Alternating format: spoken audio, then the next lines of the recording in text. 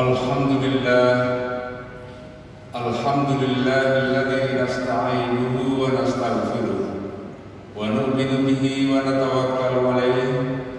Ashhadu an la ilaha illallah wahdahu la syarika lah wa ashhadu anna Muhammadan abduhu wa rasuluhu alladzi la nabiyya ba'dah. Allahumma shalli ala Muhammad wa ala alihi wa ashabihi wa man tabi'a hudah, amma ba'd. Ya ayyuhalladzina amanu taqullaha haqqa tuqatih wa la tamutunna illa wa antum muslimun. Ya ayyuhalladzina amanu taqullaha wal tanzur nafsum ma qaddamat lighad wattaqullaha innallaha khabirun bima ta'malun.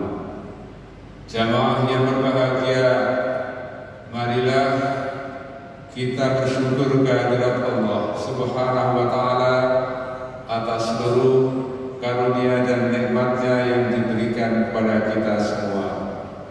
Tidak pernah satu detik pun Allah berhenti di dalam memberikan nikmat kepada kita. Walaupun pada satu saat mungkin kita mengalami musibah, cobaan, tetapi sesungguhnya di dalam diri kita, di sekeliling kita, di alam semesta ini masih banyak nikmat Allah yang wajib kita syukuri. Tetapi bersyukur tidaklah mudah.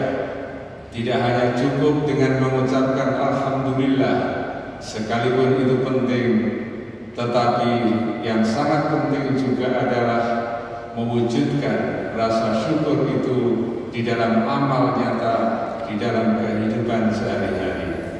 Mudah-mudahan kita termasuk hamba Allah yang jumlahnya sedikit yang bersyukur, sebagaimana dikatakan oleh Allah Subhanahu wa ta'ala, wa qalilun min ibadiyasy syakur, dan hanya sedikit dari hamba-Ku itu yang mau bersyukur. Insya Allah kita termasuk hamba yang bersyukur itu dan akan menerima janji Allah, la in syakartum la azidannakum. Jamaah yang berbahagia, pada hari-hari ini umat Islam memperingati Al-Isra wal Mi'raj. Ialah perjalanan Nabi kita Muhammad sallallahu alaihi wasallam dari Al-Masjidil Haram ke Al-Masjidil Aqsa, dan kemudian bermi'raj ke langit, ke Sidratul Muntaha, dan kemudian kita juga mendengarkan kisah di dalam hadis-hadis Rasulullah sallallahu alaihi wasallam, banyak peristiwa yang dialami oleh beliau ketika berada di sana. Ini tentu mengandung hikmah yang sangat besar. Allah Subhanahu wa ta'ala berfirman di dalam Al-Qur'an Al-Karim, Subhanalladzi asra bi 'abdihi lailan minal masjidil haram ilal masjidil aqsa alladzi barakna haulahu linuriyahu min ayatina innahu huwas samiul basir. Maha suci Allah yang telah menjalankan hambanya dari Masjidil Haram ke Masjidil Aqsa, dan kami telah memberikan barokah di sekelilingnya dan menunjukkan tanda-tanda kebesaran-Ku, kekuasaan-Ku. Sesungguhnya Allah Maha mendengar dan Maha melihat. Di dalam hal ini peristiwa yang sangat penting yang harus kita ambil pelajaran adalah apa yang terjadi juga pra Isra Mi'raj itu. Banyak sejarawan menyebut pada tahun itu Rasulullah mengalami sesuatu yang disebut dengan Amul Huzni, yaitu tahun berduka cita, karena wafatnya dua orang yang sangat penting di dalam kehidupan Nabi, yaitu Khadijah istri beliau dan Abu Thalib paman beliau. Kedua-duanya sangat berjasa di dalam mendorong dakwah Nabi, di dalam mendukung dakwah Rasulullah menghadapi berbagai tantangan, dua orang itu tidak bisa dilupakan jasanya. Maka setelah itu Isra dan Mi'raj sangat penting dalam rangka kaitan setelah apa yang terjadi dan dialami oleh Nabi kita Muhammad sallallahu alaihi wasallam. Di dalam banyak sekali kajian-kajian kita mendapatkan apa yang terjadi pada beliau dan bagaimana itu terjadi dalam konteks ilmu pengetahuan modern. Kalau sekarang seringkali kita mendengar piring terbang atau UFO, Unidentified Flying Objects, yang sampai sekarang masih sangat misteri.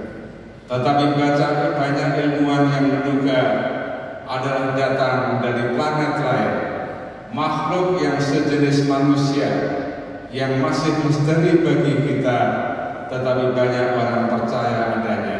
Dan bahkan di dalam Al-Quran sendiri dinyatakan bahwa di sana di langit ada juga makhluk seperti kita. Karena itulah maka ini merupakan ujian bukan hanya bagi sains modern, bukan hanya tantangan yang harus terus-menerus diselidiki supaya semakin banyak, semakin terungkap misteri yang kita dapatkan sebagai rahasia kekuasaan, kekuasaan dan keagungan Allah Subhanahu wa Ta'ala. Jamaah yang berbahagia, di dalam Isra Mi'raj itulah terjadi kewajiban, dititahkannya kewajiban kita menunaikan ibadah salat. Dan sebagaimana dikatakan oleh Nabi kita Muhammad sallallahu alaihi wasallam, as-salatu mi'rajul mu'min, bahwa sesungguhnya salat itu adalah mi'rajnya mukmin. Kalau kita tidak pernah mengalami seperti Nabi, maka kita didorong untuk mengalami atau pengalaman spiritual yang sama sebagaimana yang dialami oleh Nabi kita Muhammad sallallahu alaihi wasallam. Di dalam salat inilah kita sebenarnya menemukan inti yang sangat penting, yaitu kita sedang berkomunikasi dengan Allah Subhanahu wa Ta'ala.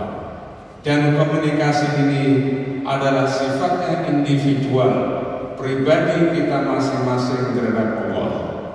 Sekalipun kita sholat berjamaah yang merupakan kebajikan yang sangat tinggi, tetapi substansi yang sebenarnya adalah komunikasi pribadi kita, individu kita kepada Allah Subhanahu wa Ta'ala. Mungkin kita berada di dalam masjid yang sama, mendengarkan khutbah yang sama, menunaikan salat yang sama, tetapi kualitasnya bisa berbeda-beda dari orang ke orang yang lain.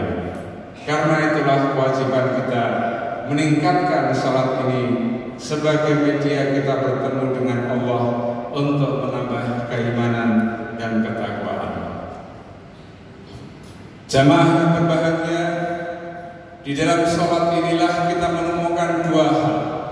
Yang pertama adalah pernyataan, komitmen. Semua yang kita ucapkan di dalam salat itu berupa komitmen pernyataan kita kepada Allah. Pernyataan bahwa Allah adalah Maha Besar, Maha Terpuji, Allah Maha Suci, Allah Maha A'zam, Allah Maha Akbar dan lain sebagainya. Itu adalah pernyataan proklamasi dari diri kita akan kebesaran, keagungan dan kesucian Allah Subhanahu wa Ta'ala. Yang kedua intinya adalah doa. Kita berdoa kepada Allah Subhanahu wa Ta'ala bagi seluruh umat manusia, bagi seluruh kaum muslimin, bagi saudara-saudara kita, termasuk kepada kita Nabi kita Muhammad sallallahu alaihi wasallam, terhadap para sahabat, semuanya kita doakan. Diri kita sendiri juga kita doakan. Kita berdoa kepada Allah Subhanahu wa Ta'ala. Dua hal itulah pernyataan, komitmen dan tekad. Dan yang kedua adalah permohonan kita kepada Allah Subhanahu wa Ta'ala. Karena itu ukurannya adalah apakah kita benar-benar berkomitmen itu dengan ikhlas. Apakah kita menunjukkan doa kepada Allah itu dengan seikhlas-ikhlasnya. Dan itulah makna dari khusyuk. Kita benar-benar sedang komunikasi dengan Allah semata, meninggalkan kepentingan yang lain, mengesampingkan pikiran-pikiran yang lain, semata-mata bertuju kepada Allah Subhanahu wa ta'ala. Rabbana atina fid dunya hasanah wa fil akhirati hasanah wa